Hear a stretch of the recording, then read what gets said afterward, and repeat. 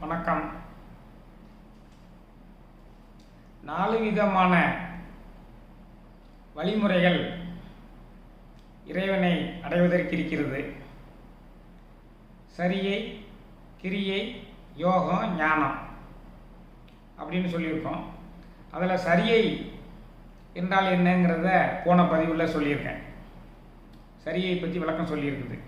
சரியைன்னா தங்கள் சாரீரத்தின் மூலமாக இறைவனுக்கு தொண்டு செய்து இறைவனை அடைவதற்கு முயற்சி செய்வது. நாடும் நகரமும் நட்டிருக்கோயிலும் தேடி திரிந்து சிவபுரான் என்று பாடுமின், பாடி பணிமின், பணிந்தபின் கூடிய நெஞ்சத்து கோயிலாய் கொள்மினே. ஒவ்வொரு ஊராக போய் அங்கே உள்ள சிவ ஆலயத்துல எல்லாம் உங்களால் என்னென்ன தொண்டுகள் செய்ய முடியுமோ அதெல்லாம் செய்யுங்க. அது சரியைன்னு சொல்லியிருக்கோம்.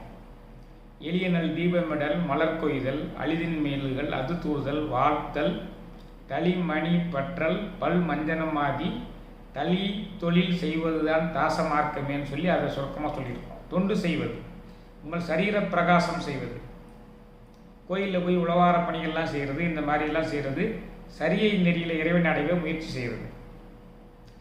அடுத்து இப்போ நம்ம கிரியை நெறி என்றால் என்ன?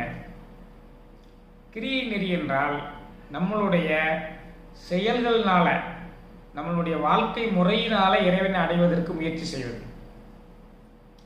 அருளாளர்கள் என்ன சொல்லியிருக்காங்க அப்படிங்கிறத உணர்ந்து அந்த வழியில நாம் பின்பற்றி நடப்பதுதாங்க கிரியை. அருளாளர்கள் என்ன சொல்லியிருக்காங்க அப்படிங்கிறத உணர்ந்து அந்த வழியில நடக்க முயற்சி பண்றது கிரியை. ஈஸியா புரியும் நினைக்கிறேன். அருளாளர்கள்லாம் என்ன சொல்லியிருக்காங்க? அருளாளர்கள் பூராமே அன்பே சிவம்னு சொல்லியிருக்காங்க. திருமூலர் அதைத்தான் சொல்றார். அன்பு சிவம் இரண்டென்பர் அறிகிறார். அன்பு சிவம் இரண்டென்பர் அறிவிலார். அறிவில்லாதவங்க தான் அன்பு சிவமும் வேற வேறேம்பாங்க.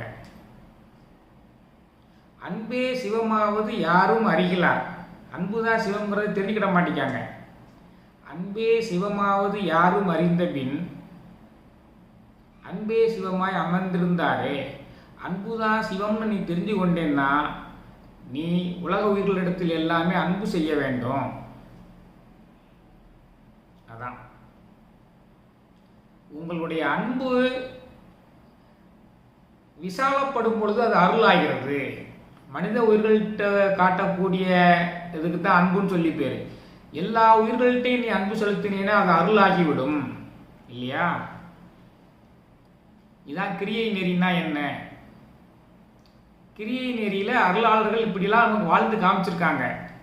ராமலிங்க சுவாமிகள் இருக்கிறாரே வள்ளலார், வாடிய பயிரை கண்ட போதெல்லாம் மனம் வாடி இருக்காரு பாருங்க. ஒரு பயிர் வாடி தண்ணி இல்லாம வாடி நின்னா கூட அவர் மனம் பதவிச்சிருக்காரு.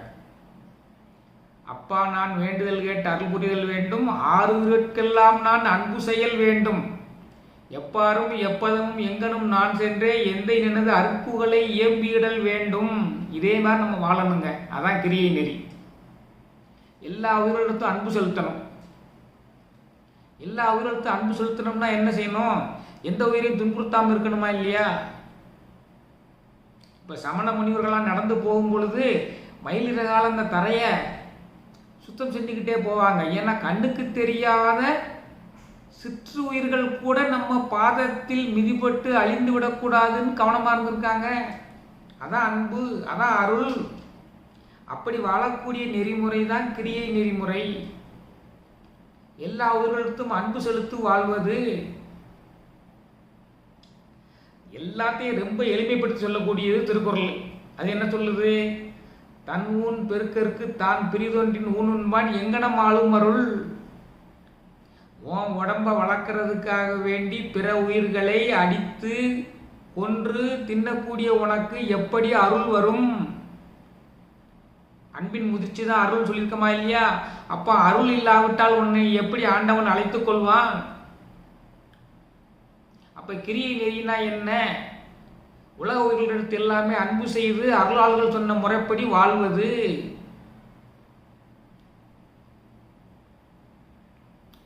ஒவ்வொரு தலைப்புலையுமே அருளாளர்கள் என்ன சொல்லியிருக்காங்கிறத தேடி கண்டுபிடிச்சி எடுத்து உங்களுக்கு ஜிஸ்ட் மாதிரி கொடுக்குறேன்.